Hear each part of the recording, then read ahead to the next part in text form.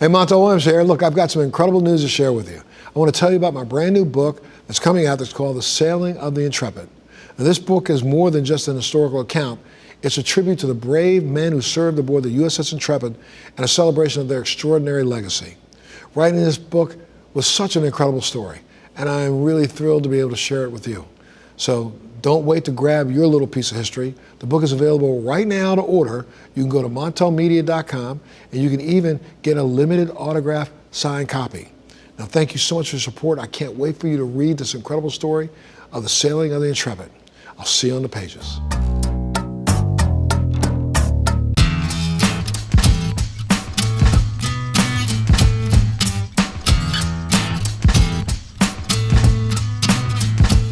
Welcome back to Let's Be Blunt with Montel. I'm your host, Montel Williams, and today we have a very, very, very special show today because we're doing a part 2 of a show we did a couple days ago that we actually shot a couple days ago. And it was incredibly important for me to continue on that conversation with Steph Sherer, the founder, board president, and executive director of Americans for Safe Access. We're going to pick it back up. So, Steph, thank you so much for agreeing to come back and do another show. Of course. It was a great conversation. You know, I'm so excited. I am too. We want to engage on these issues, right? Well, you know, I'm going to tell you something. It's really, really funny how, again, I've been looking around a little bit trying to see if I can catch, comments from people. And, I appreciate all those who are saying, we've got to pay closer attention, make sure you read it, make sure you understand it. But they're not breaking it down the way Steph's breaking it down. And, I think that's what we really need is someone like you who can break it down, make it easy for us to understand, and also let us know what we all need to do. I had a podcast after the one that you and I did with a young man who's a writer. I think you know him. I won't throw his name out in the middle of ours. But, we were talking. He was saying, it's time for this industry at all to figure out how to have some sort of an association, some sort of a group. And echoing the things that you were saying a little bit about the fact that there is no reason why an industry that is selling $34 billion worth of product. And I get it. It's onerous. The taxes are onerous. I get it. The local municipality rules are onerous. I get it. I get the fact that it costs so much for us to even open up a facility. I get it. But what I don't get is the fact that we don't understand the old saying, a rising tide lifts all boats. We were out here by ourselves. A lot of these individual dispensary owners are more worried about the guy who's got a footprint 10 blocks away rather than thinking about the footprint of their 10 blocks total. And understanding that, again, if we work closer together, not try to get the guy down the street in trouble, but work with them and help the person next to you and get a little help from them, this entire industry would bode well and bode better. And the idea of trying to figure out some sort of an association fee so that we can have the same number of feet on the ground in Washington, D.C., lobbying, opposing legislation like what just passed, rather than just whining about it once it does pass. I don't know your thoughts on that, but I mean, I think it's time that this industry figures out a way, and then we're going to fight over who the person is that runs the association. Even if you find an agnostic person, they're going to want to have another person and another person. You're going to have, the MSOs who are going to complain. No, it should be all MSO. My God, complain until we are no longer in existence. And I will go back. I've seen a lot of organizations come and go over the years. And, I think, at some level, we actually don't all want the same thing. Right. And I feel like that is also okay. This plant does a lot of different things. This plant means a lot of different things to a lot of different people. And I think what is troublesome especially for patient advocacy is when people act like we're all in the same boat, right? And start occupying the space of patients or invoking patients when it's convenient, but not having patients at the table. And, as far as, cannabis being, an intoxicant and what that's going to look like in our society, that isn't always the same thing as what patients are looking for. But I think one of the biggest misunderstandings that people have about cannabis and the medical side is that prohibition is our only problem.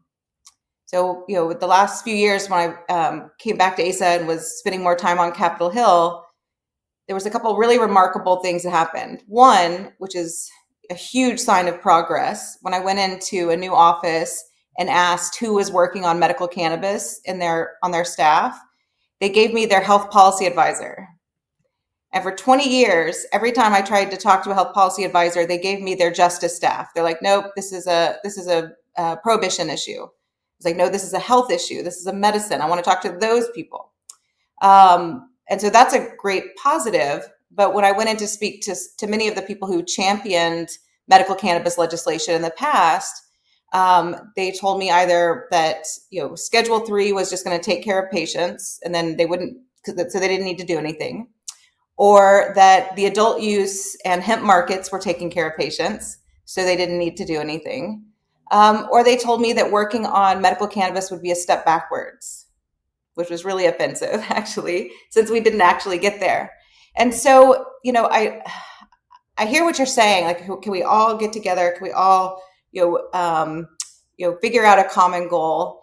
And I guess I would say, there are people, there are other organizations out there that have a similar goal that we have, which is making sure patients don't have to suffer, that we see innovation in medicine. And that may not be the same, people that are on the commerce side of cannabis, that their goal is just to get rich, right? Like, again, the commonality that I wish we could at least get to was understanding strategic moves, right? And so there's not a single state that has moved forward with adult use without medical cannabis, right? The CBD loophole, the hemp laws, arguably wouldn't have happened without medical cannabis, right? And so there's not a scenario where adult use is going to happen before medical. That's just not where we are in society. And again, I know a lot of people in the sort of cannabis bubble think that people are thinking about cannabis every day, but there's still a lot of people that are very against cannabis in this country, and they are gaining power. And so instead of Say that again, because people in this industry don't recognize the fact. They think, oh my goodness, we're at at the old blues at the gate, so therefore they can't put them back in the gate. I've had so many conversations with people saying, "Oh, they'll never be able to do this. They'll never be able to do that." Really? But a president of the United States 2 days ago asked for the execution of senators and congressmen just because they disagree with him. We got a guy who's literally busting out windows in South Carolina and New Orleans and all over the country right now, busting out the windows of American citizens just because they thought they were a darker shade than a grocery bag. You know what I mean?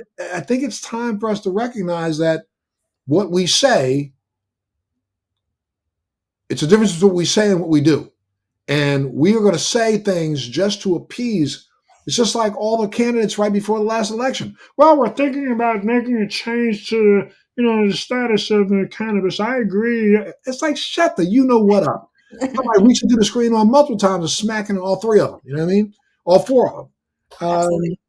But you can't do that. But the truth of the matter is, we are faced with right now. It's 2025. There may be 2026. We are faced with another 100 years of this bullshit if we do not pay attention. Just the same way as how quickly they passed the Marijuana Tax Act, they could quickly just say, you know what, we thought we made a mistake when it comes to this cannabis. So I want to make it all illegal. Goodbye. No, that's absolutely right. And the other day I was speaking in front of a group, and I started off my speech with reading quotes from Smarter Approaches to Marijuana, SAM, the anti-cannabis group that a lot of people have heard of, Kevin Sabat. Mm-hmm. And people were cheering, right? Because it was all about big marijuana and how big marijuana is coming in. And there's a lot of people in the cannabis community that agree with our opponents on that front, right? And so I think, and one of the reasons I talk so much about history and want to be clear that people understand how we got here is because we're repeating a lot of the same mistakes.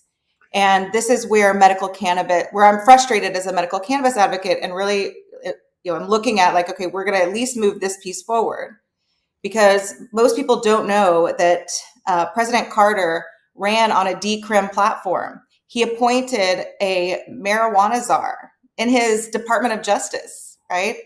And it was a combination of hubris of organizations like Normal that took things a little too far.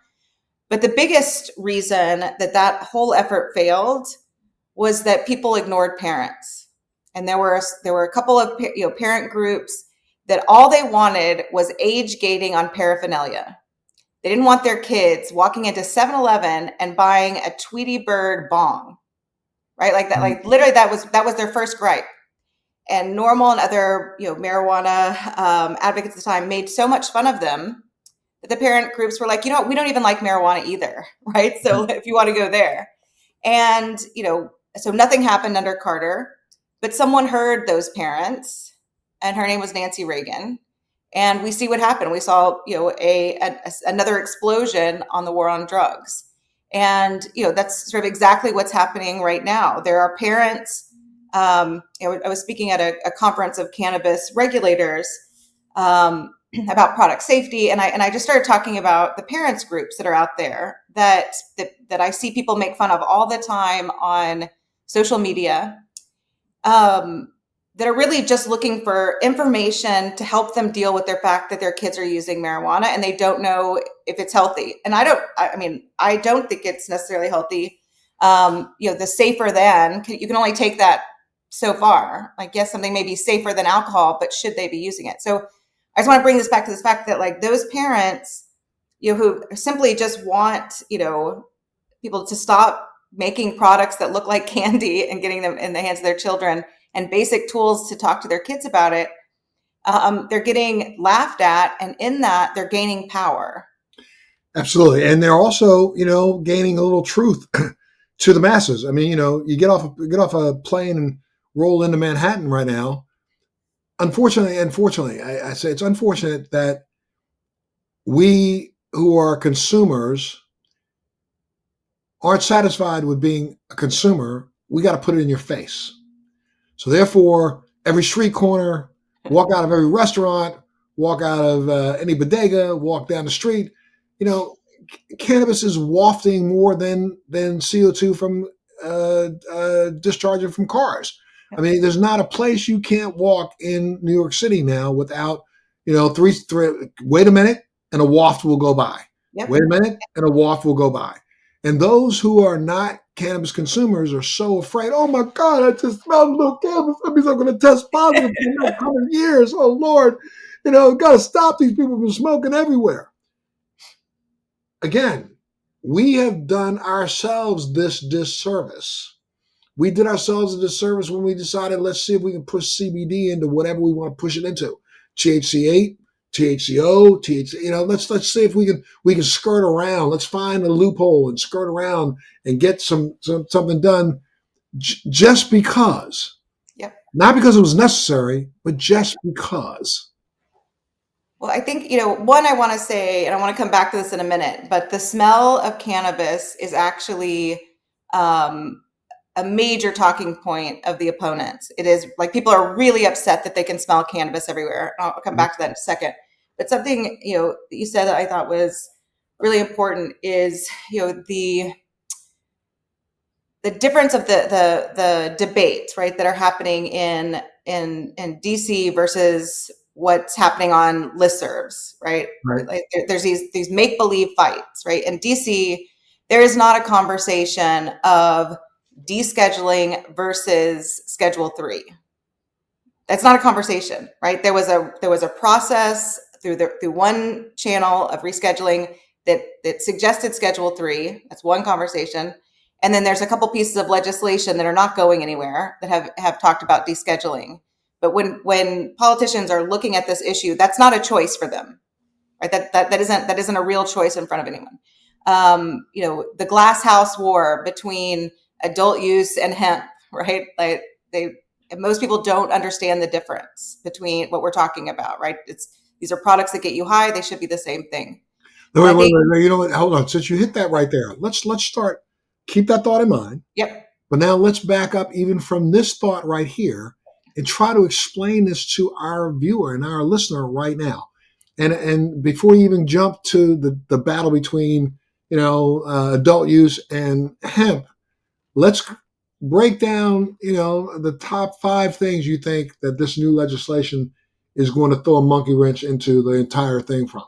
So why don't we start? Let's start with the new legislation and break that down.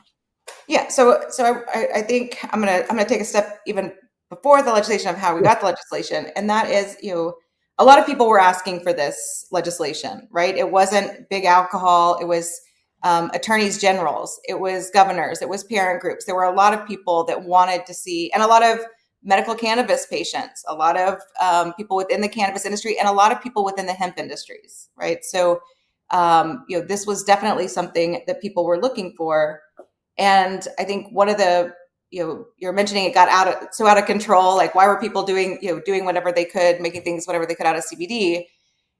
I think that people mistook permission, or sorry, the lack of enforcement as permission, when in fact, really what we were seeing was DEA, I think, carry out a very, strategy that they've used often, which is give them enough rope to hang themselves. You could go back, if you went back a year and a half ago, to some of my Let's Be Blunt podcasts, I predicted this bullshit was going to happen. And of course it was. You did too. And of course you did too. I said, they are just waiting. This is the door is open right now so they could come in and kick the door shut completely. And people are, no, they won't do that. Yes, they are. They've been waiting for this. Well, go ahead. I feel bad. I told someone that, I'm sorry. I'm just going to apologize in advance. If you're talking to me and I just like hit you in the throat, it's because you said you can't put the toothpaste back in the tube to me. I just it makes me want to react violently. But right. So this legislation did some good things, right? And I want to focus there, right? This legislation defined industrial hemp.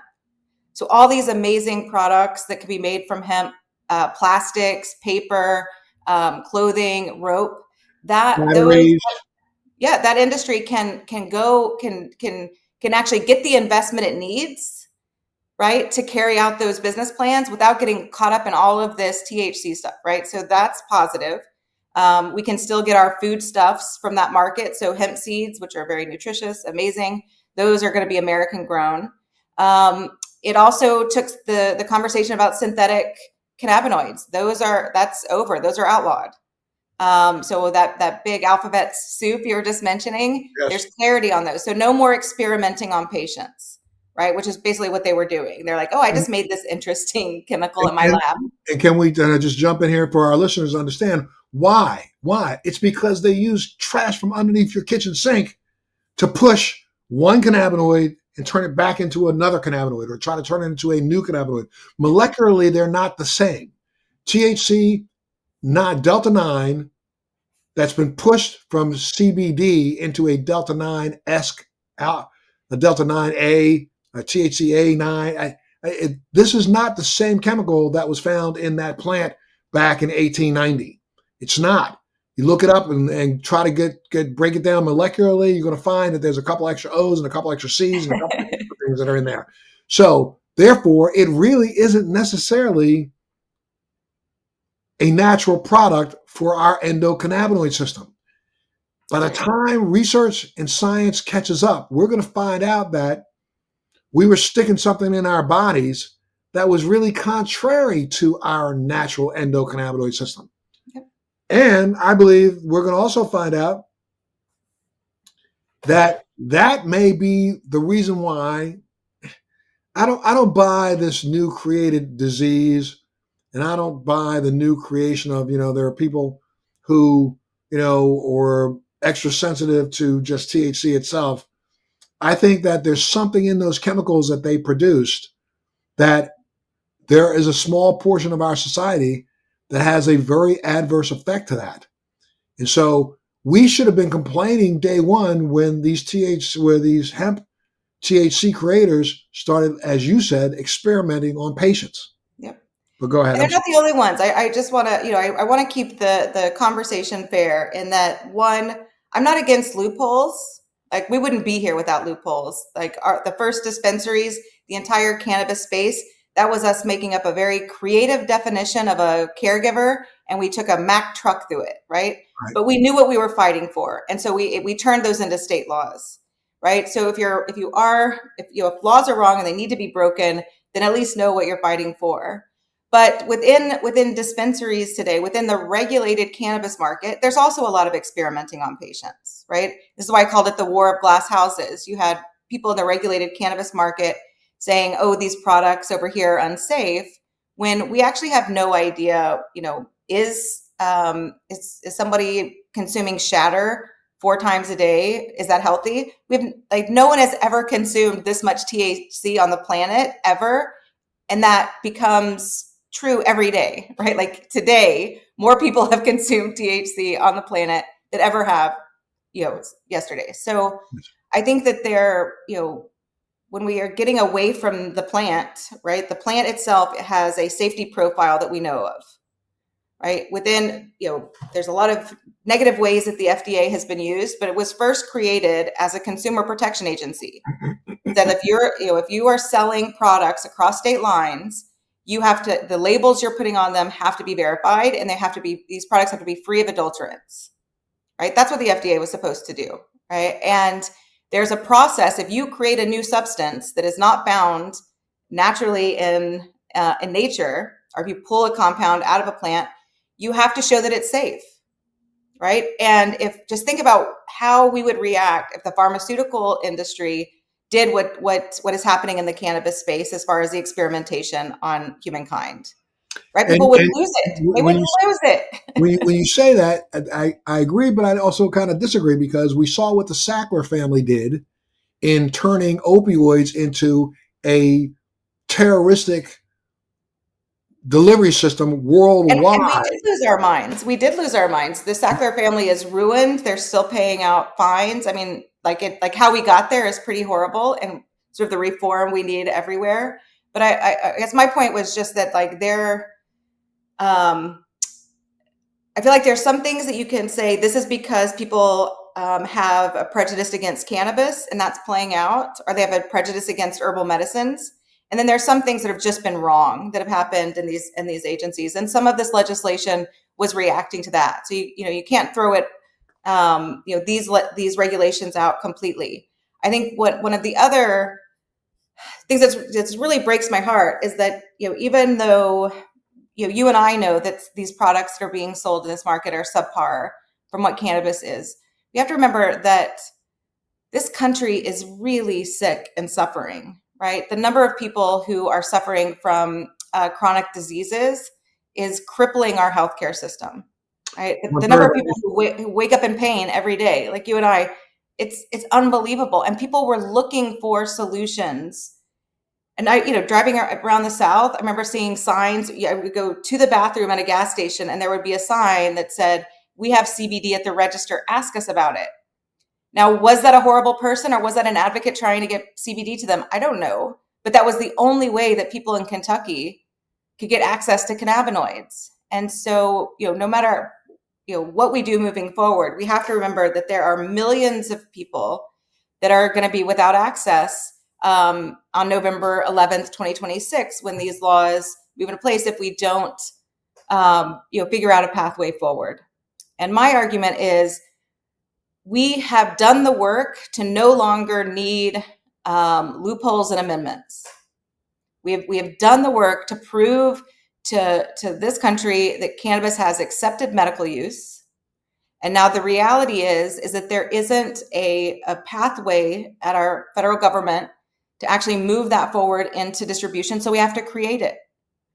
So if the pharmaceutical industry hasn't come up with solutions that are effective for pain, for migraines, for epilepsy, I mean, all of these issues, right? And we're finding from this plant, unfortunately, people can't patent it, so no one's paying the money to do that research to try to put it through a process, that we have to create it.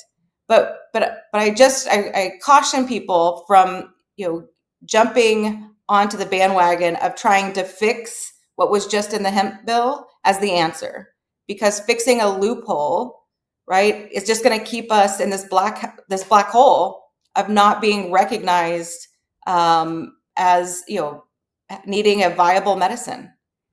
Yeah, and fixing a loophole just creates another loophole, from my perspective. It's true. Okay. And at this point, we're in a black hole because of that, right? And some of the things that people didn't talk about during this, sort of hysteria were all of the companies that weren't testing that. This was an unregulated market. If you go on right now, just pick your favorite, a hemp product, and they might have something on their website that says that they have certificates of analysis, right, showing that they did test their products. But look and see how old those are, right? Like were people really keeping up on making those products safe, right? As that market became more competitive. And so there were a lot of problems with that market, right? You had truck drivers testing positive for THC and losing their jobs. Right. The military, anyone in active military, not only can they not use medical cannabis, but their directives that say that they can't use CBD, right? So there are all these people that were not helped by that, and so I'm just asking people. I'm not saying we shouldn't recognize that a lot of people are going to get hurt by this, right? But let's also remember that we have a lot of wind in our sails to move forward with medical cannabis now. And the individuals who are asking you to protect their loophole when they had a chance to fight for full spectrum CBD products, they didn't. They actually said that they held their ground for intoxicating hemp products, and they lost everything. And so you identify the fact that there is some good. We've now allowed the hemp industry to pursue let's say, ingestibles or non-human ingestible, non-pet ingestible. We will allow them to do that. But now talk about some of the other things that this regulation did do. Yeah, so it defined. So as it defined the industrial hemp, it also defined hemp-derived cannabinoids, and it basically it's like a checklist of every loophole, right? If you read it, right, they're saying so, and they go through and define when they talk about cannabinoids in the plant, they say cannabinoids that exist naturally in the plant, cannabinoids that exist naturally in the plant and then are synthesized, and then completely synthesized products, right? They want to cover the whole gamut, whatever definition. They also looked at the definition of THC. So the 2018 hemp bill, it took cannabis products that were under 0.3% THC out of the Controlled Substance Act, and they just said THC. And anyone who works with cannabis at the molecular level knows that there's a lot of THCs, right? And they didn't really think of that as they were creating the Farm Bill. And so they're saying defining intoxicating cannabinoids, right? And whether they're again naturally available on the plant, any sort of way that you're going to find those, and that they're talking about THC acids as well as THC, converted THC, and all of that makes up for the amount that they're looking for something to hit the threshold of being illegal marijuana versus hemp. Right. And so it wasn't, people were just saying, well, it's not, there's not more than 0.3% THC Delta 9, right? Was what a lot of people were saying in the market to try to get around those items. It also kicked, and this is where I think people really need to keep an eye out, because again, I don't think that the DEA was not enforcing what they thought were cannabis laws around Schedule I substances because they couldn't. I think they were sitting back and letting all of society get upset, right? And so that when they did move forward with enforcement, they would have public support in doing so, which they have right now. But they've asked the FDA to define all of the intoxicating cannabinoid, the THCs. And I actually think that and that's in 90 days from when it was passed. So that clock has already started. And I think probably what we'll see from that list that comes out of the FDA is probably an enforcement list where we'll start seeing some action from the DEA before November 11th, 2026. Right. And so. Okay. All right. So now, we set the stage. Now let's talk a little bit about it so our patients out there understand how detrimental this is going to be to all of us. Yeah, I think the other thing is also looking for solutions as well. So part of why we had so many patients going into this market looking for these products was Right. because even in states that had medical cannabis programs, was that the taxation rates of the supply chain were so expensive, right? That that not very many people created these products from regulated cannabis. And so I can break that down a little bit if you'd like, but that Sure. so in order to get enough CBD from a cannabis plant to make a product that is going to have it's going to be have the therapeutic benefits that people are looking for, you need a lot more plants, right? Because of the varieties that are available to extract CBD, right? But now we have all of these, varieties of cannabis that produce we were talking about your seeds on the last show, that have very high concentrations of THC. So you only need, a few plants, right, to harvest to then extract the THC from to get a product. So if you think about people are paying taxes on square footage, right? Are you thinking about your business costs per square footage? You have to grow more of these plants that have high CBD. And it's not just by a little, it's by a lot, right? To get enough of the concentration of these compounds to extract, to put them on your shelves. Why doesn't the industry though pay attention to the stuff that they've known? We know for a fact that if we utilize the leaves that we throw away, trim off, and get rid of, and we were to press those, they are pretty heavily laden in CBDA. And we know that CBDA is probably a better choice than just straight up CBD. Yep. But the industry, except for maybe one or two production companies out there, and one of which I know of, and I won't throw out their name, in Southern California, they've been doing this for years and been able to achieve the right amount of volume Yep.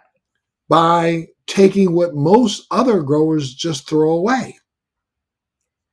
Well, I think that when you use the term industry, I don't think there's one industry, right? I think that there's a bunch of people that are creating a commodity that has different consumers that want them. And unfortunately, in markets where patients have to compete with adult use consumers for shelf space, in a dispensary, there just aren't that many people that want high CBD products, right? And the way that I can always get this through to elected officials, as I say, like, how many people do you know that use a suppository before they go to a concert, a cannabis suppository, right?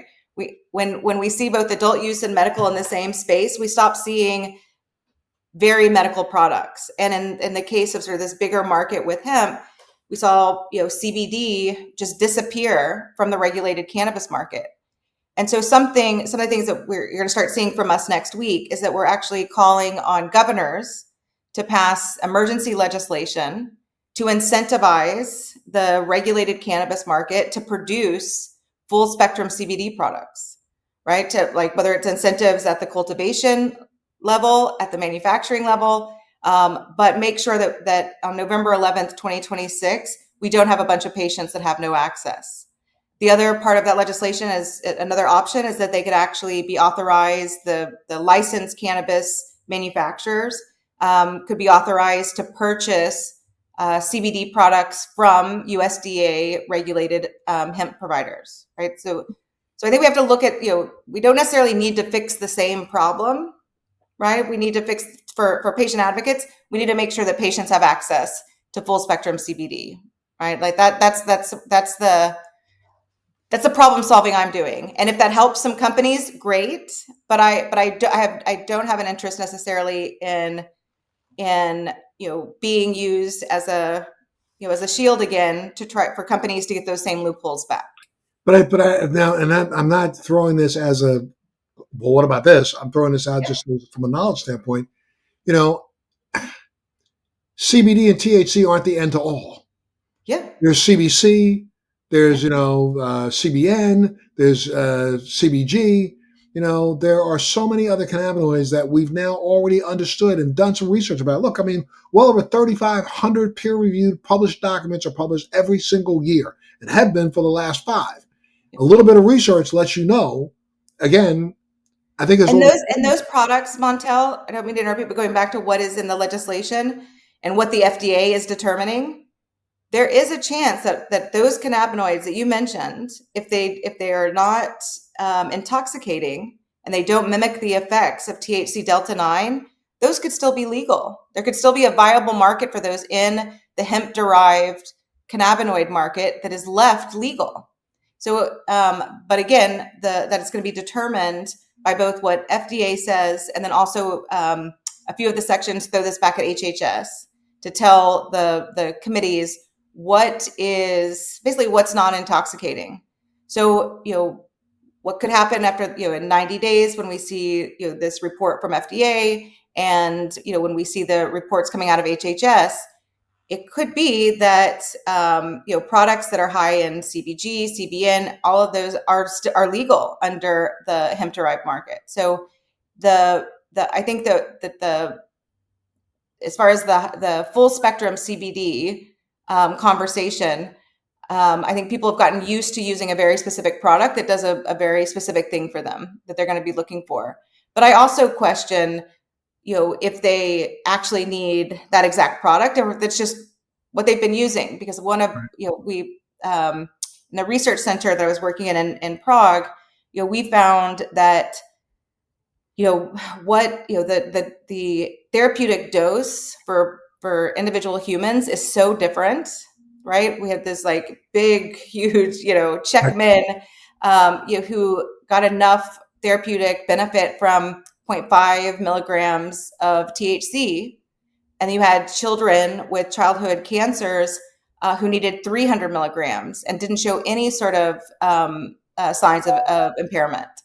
And so I think that as we're looking at this crisis, I would invite patients to, one, participate in the conversations that are happening at the federal level, demand that that their state programs actually serve patients again, which in a lot of the adult use medical they haven't been, but also take this time to experiment. Like, do you need that much THC? Was it that the products that you were buying, is that actually what you needed? Maybe this is a time to see what other, as you said, cannabinoids are working for you. And I think lastly, this is a time for people to really understand, the product safety around these products, right? Like what are some of the contaminants that could be in them? What are some of the adulterants? And what is the shelf life? Right. I know that, in California and in many of the states, when governors have talked about banning certain products, patients have gone out and, maxed out their credit cards to buy certain products. And the truth is those products won't keep forever. Right. Cannabis, at the end of the day, it is a commodity. It's not, you're not mining gold, and it will go bad and convert into other cannabinoids. So, I know most people just don't want to think about cannabis this much, or cannabinoids, but that's where we're at. Like this, policymakers are making decisions about these issues right now, and they're not thinking about patients while they're doing that, not because they're evil, but because patients aren't talking to their elected officials right now. And I want to throw something out there at you about that. Now, I know you do a lot of talking and a lot of speaking to people. And maybe I'm wrong. Maybe I just got the wrong focus group that I've kind of been visiting and talking with. But I can remember, again, if you go back 2014, 15, 16, 17, there were a lot of proud cannabis users. Proud in the sense that I'm not talking about the guy that walks out in front and smokes a Yeah. in front of the movie theater, but people who, if you ask them, do you smoke? Yes, I do, because I don't see a problem with it. They would just answer you that way. Yep. Now it's almost as if the patient user has gotten back into the closet. It's almost as if you're embarrassed to say you did. I go to functions where people still sneak outside and go to the other side of the house. Yeah.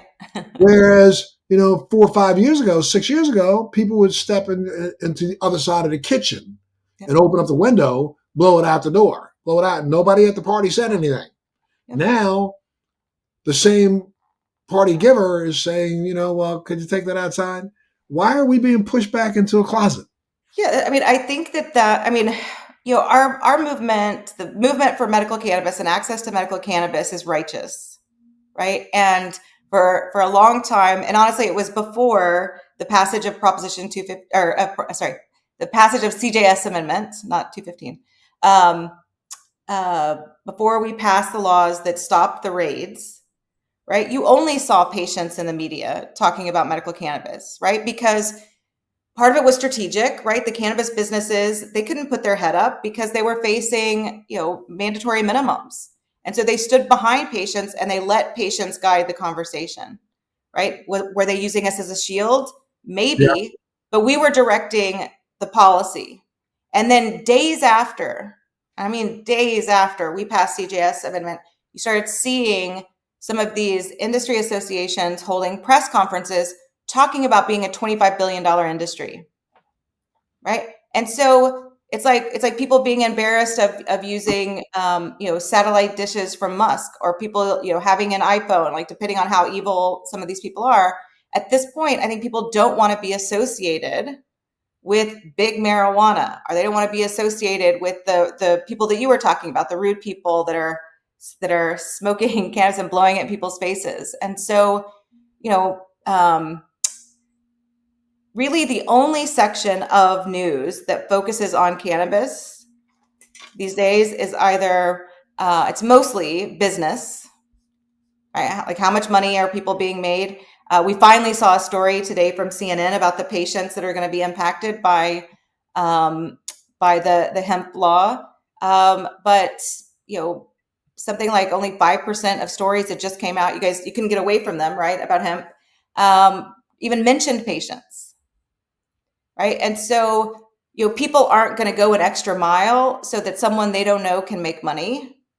But people are going to go the extra mile to make sure that someone in need has access.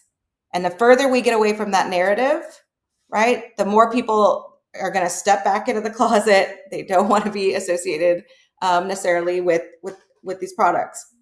How do you see this playing? I mean, you are part of the global zeitgeist. How is it? What's different globally than here? A more mature level of thinking, I think. But Yeah, that's part of it. But it's also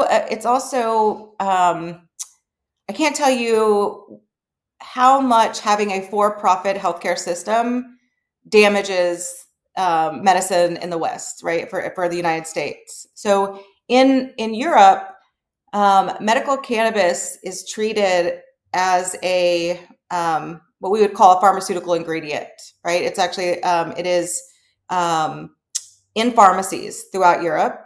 The countries actually put out orders that they call tenders each year, and they ask for someone to supply them, say, 100 kilograms of flour that is 15% THC, 5% CBD, and companies bid for those contracts, and they have to produce standardized cannabis products to them within a 5% deviation. And so that flour gets picked up and it's taken to pharmacies. But the pharmacies in Europe, they're not pill counters, which is mostly what our pharmacies are in the United States, right? We in Europe, they still make medicine in pharmacies, right? This whole idea of like a doctor just writing down milligrams being the only way they participated in medicine is a very modern and very Western approach to medicine, right? In Europe, doctors still write the amount of a compound they want in a medicine for a patient. They don't just stick to 10 milligrams, 5 milligrams, etc. And so in Europe, if your doctor decides that you should have cannabis, right, and let's say that they think you should have it as a flower, right, they're going to write the THC CBD ratio that they would like you to pick up. If they write a prescription for flower, then they're also going to write a prescription for a medical device called a vaporizer, right? You can pick that up to consume your cannabis.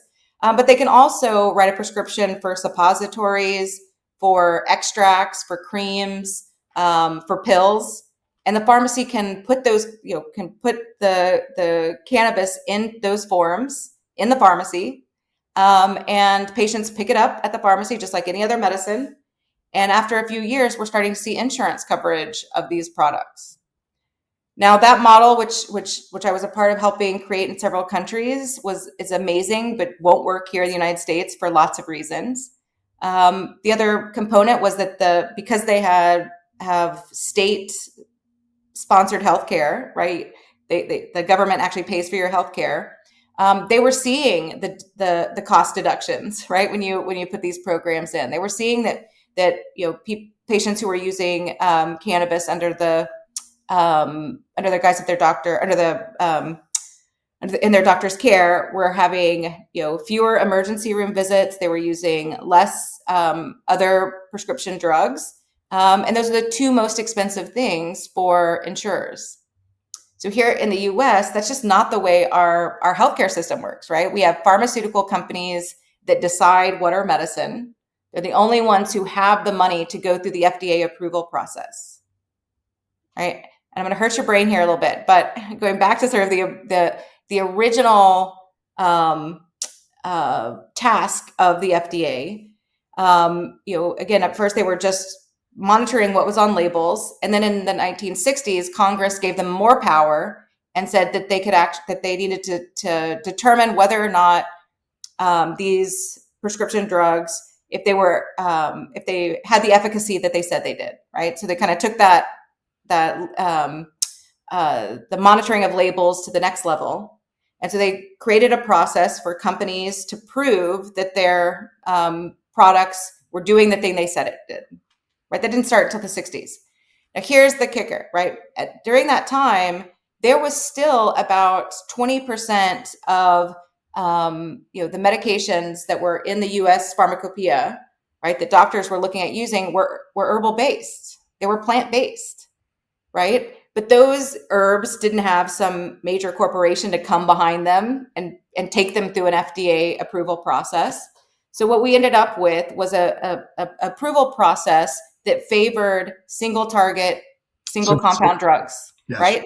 That's what gets invested in. The FDA there's nothing in the FDA, there's no department in the FDA that's there to say, this is a better medicine.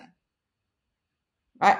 Like, we do not have a agency of food and or nutrition and medicine in this country, right? We determine, FDA looks and tells us like what horrible additives shouldn't be in food, and they're not very good at that.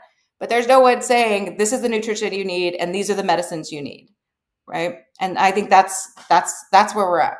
So it's not just cannabis that's the only picked on herbal medicine.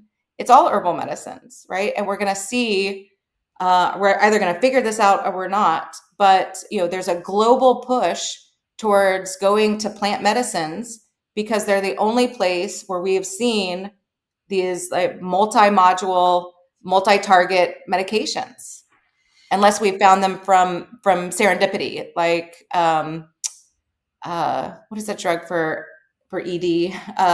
Viagra, right? Viagra was, they studied it to be a heart medicine, and they found out that it also gave men erections, right? They're like, woohoo! But they weren't seeking something that like helped your heart and gave you an erection, right? And it just turns out cannabis and lots of other botanicals do a lot more than just one thing in your body. Right. Right. Well, now, I mean, it's time right now for ASA's second act. And what does that look like for you? The second act is, I feel like something I've been telling people all the time, is like, we need to shed the posturing of whether or not cannabis is medicine and step into our righteousness that like the largest health agencies in the world, HHS and FDA, have validated what we've been saying all along, that cannabis does in fact have accepted medical use, right? So we're not apologizing. We're not begging to get somewhere. We have like science on our side. All the work you've been doing at the states help prove this. And now it's time to create an avenue that will allow cannabis to integrate into our healthcare systems. Do you think that you even have an open door right now? Like 10 years ago, you might have, with ASA, you had an open door with politicians to let you come in and speak to them? Is the door open, or are they closing it in your face?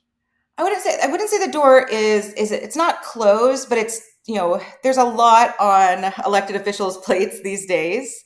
And I'll say the difference between today and 10 years ago is that when, the work that we do in DC should be like the last step of successful campaigns. Meaning, if politicians are hearing about medical cannabis from their local papers every time they go home, they're getting emails and phone calls, then when we show up in DC to explain something, they're like, oh yeah, come on in. I'm supposed to care about this, right? But it's just dead silent, right? As far as patients go. Now, if you're not talking to your elected officials about medical cannabis, it doesn't mean that they're not hearing about it, How right? do how do we get DEA. how do we get the patients to understand? Again, I mean, I got to tell you, I can remember. I go back in 2002 and a half, three, four, five. I would show up at, different, legislative bodies in New York and Connecticut, Maryland, all over the country, and there would be 60, 70, 80 patients outside. Yes, a couple of the organizations help, rally and get some people there, but minimum 60, 70, 80 patients. Now you show up, ain't nobody waiting for you. They don't care. It's almost like, how do we, this is something that's doing the patient good, that we can't even get them to get off their ass to get down there and support the initiatives. Yes, and so um, part about what I'm about to say is as an organizer, I always have to be a little half full, right? I'm always looking for the optimism, or I wouldn't be doing this, right? I do think this is possible. I'm not a martyr. I definitely, didn't think we'd be doing it this long, but I think putting things in perspective is that this has taken a long time. People get exhausted, right? Like passing a law at the state level takes everything out of you, right? Your family is pissed off at you because you keep coming in late for dinner, right? They haven't seen you because you're out talking to people. And then you pass the state law, and then the state wouldn't implement it, right? You have all this work to make sure that the regulations happen. And so I think on one hand, like some people are just tired, right? Like this has been a long fight. And there were a lot of people who felt kind of used by adult use and by hemp, right? That people were invoking patients but not actually listening to them. But I think we need, we really need to either, one, invest in patient advocacy again. During the times that you're talking about, ASA had $1 million budget, right? I had a full staff. We had a communication staff. We had people, on the ground in DC. We're volunteer run right now. And we never had a billionaire write us a big check, right? But we had patients pitching in and being a part of that. So you have to, we all have to pool our resources to do that. And back then, you did have a couple billionaires pitch in and throw, right? Not you, but Yeah, for the movement. there were, but a lot of those, a lot of those billionaires. I mean, this is interesting, Montel. There has never been a billionaire that has just put funds behind the strategy for medical cannabis. The billionaires, some of that went towards medical cannabis because of a strategy for adult use. But they're really like there hasn't been. So any billionaires out there listening, it's your time. Step up. But I think the reality of why we need those resources, right, is actually to amplify our message, because the message that people are hearing about cannabis is that there's no problems, right? So you think about what reporters are covering cannabis. It's mostly business news, and these publicly traded companies are putting out lies, right? They're just looking at their next quarter. They just want their stock prices to go up. And so this has had such a detrimental impact on advocacy and on grassroots organizing. It's like Hillary Clinton telling everybody that she was going to win no matter what, and people didn't show up and vote for her. Right? It's the same thing. So you've got, I can take it back a little bit, but when we finally got, Department of Justice to say that we're looking at, cannabis being Schedule 3 and that there's accepted medical use, there was very little press coverage about what this would mean for patients, right? All of the news coverage was about either, that this was a political strategy by Biden to get reelected, which could not be further from the truth. And if you go back to some of those press releases, they were saying that cannabis was going to be rescheduled before the election. Mechanically, there was no way that was going to happen. Like, it could not happen, right? Because the president of the United States cannot reschedule cannabis. It has to go through a process, and that there's just no way that process could happen in time. So, saying that this was, Biden's idea created a partisan split, right? So now Republicans are very against cannabis because they think it's some strategy of the Democrats. It's not, right? Cannabis is like equally loved and hated by both parties. And equally used by both parties. Let's make sure. Exactly. Well said. Well said. And I think that the other thing that we saw come out of that same misinformation about the scheduling of cannabis was this idea that businesses were going to be able to deduct business expenses if cannabis is Schedule 3, right? And so not only did that mean that the news coverage was that this was going to be a big win for cannabis businesses, right? Which our opponents heard as like, this is big marijuana getting a big break like big tobacco. And so they really were able to raise a lot of resources to come after us. But it also sent a lot of bad information to small business owners in this country. And I think the thing that really breaks my heart is, and I'm sure you've met a lot of these people, Montel, but when someone tells you that they're taking a second mortgage out on their house to keep their cannabis business afloat because they think that any day now, cannabis is going to be Schedule 3 and they're going to be saved. Right. Right. And I'm sorry, and I know I don't always have the best of news, but I have great news about medical cannabis, and not necessarily great news for the businesses who weren't playing for a long-term strategy. Right. Right. Well, I can't say thank you enough, my dear, for coming back and sharing your wisdom. Let us know what can we do right now. What is the best thing that anybody who's watching this podcast could do to help not turn it around, but at least help us start moving in the right direction? So the number one thing, you can go to our website and sign up so that you're getting alerts when these things are happening. I trust me, we're probably alerting you for different things than cannabis businesses. And then just this weekend, I would invite you to look at the news coverage in your community about hemp. Like literally every newspaper, every television station said something about it. And reach out to those editors or go to the comments and say, this is going to impact patients. We need to talk about solutions that are going to help patients, not solutions that are going to bail out companies. We just need people to say the word patients, right? We just need people to get people to think about patients again, because we have 90% support, 9% support. We've done the work. We've got HHS, FDA in our sales, and this country needs this medicine. So thank you, Montel, for all that you do, and thank you to anyone who wants to get involved. There's plenty to do. All right. Well, I'm thinking about doing something new over the course of the next couple of months, and that's holding a couple live chats, and I'd love to have you be a part of them when Anytime. I do it. Because I think we just really have to start going back. I'm so sorry, but it seems like grassroots have been gone. We're on pavements. You know what I mean? Let's get back to grassroots, and I'm ready to do that. So I love that. Thank you. Thank you, Montel. I think the more that you can let people know that there is space for advocacy, that this movement didn't happen because of a couple lawyers and consultants. That's not where this all came from. Absolutely. I am often asked. I mean, I do a lot of very progressive things to battle my illness, and have been doing so for now 20 years or 25 years since I was diagnosed. But you can go back and look at anything in any interview that I've ever done. Cannabis has been as big a part of how I stay this way with this disease that normally, I will tell you this, when I first got diagnosed, the doctor looked at me and said, after looking at MRIs of my brain, looking at MRIs of my spine, you're going to be in a wheelchair in 5 years. And I'm not. Though there's one thing that I can tell you, I have been 100% compliant when it comes to the medication that I take. That's Western medication.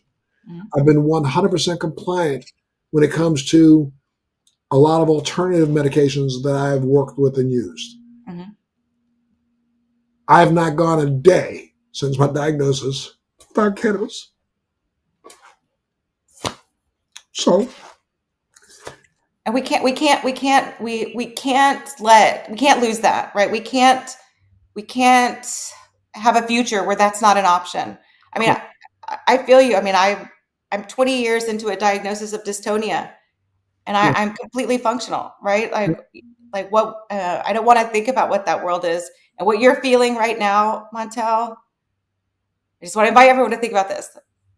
What you're feeling right now, you're feeling with a lot of resources at your fingertips. Imagine those parents in Kentucky right now that are hearing that they're not going to have access to cannabinoid medicines for their kid with a seizure disorder. correct. I mean, they can't move. They can't, I mean, this is why we have to fight. And I think that something, that you've always done over the years, Montel, and we need you more than ever is verifying where news comes from. Who's telling that story? Because, in a world of clickbait, they're going to click us right out of the story. Correct. Well, look, you stay well. Take care of that family of yours. You know you always have a home here. There's no question, period. Well, just, you're sitting there, the light bulb goes off. I think I want to chop it up with Montel. Call me. You're on, okay? I appreciate it, Montel. And same here. If there's any message you would like to get across our platform, go make sure that your megaphone has batteries in it. I will for sure. Okay. You take care of yourself. You make sure you tune into the next episode of Let's Be Blunt with Montel. Thanks for joining me on Let's Be Blunt with Montel. Please make sure you're subscribed and hit the bell to be notified when new episodes post each week. We'd love to hear your feedback also, so please send us your comments. Military Makeover is so grateful for the support of Purple Heart Homes, a nonprofit organization that rebuilds and transforms the homes for our veterans. Our heroes come home with sacrifices most of us can't imagine. As a veteran myself, I've been there and founded Purple Heart Homes to help. When I tell the story of Purple Heart Homes, it's the freedom to not have to depend on somebody else to do the simple everyday things in life. Visit phhusa.org/makeover to learn how you can help.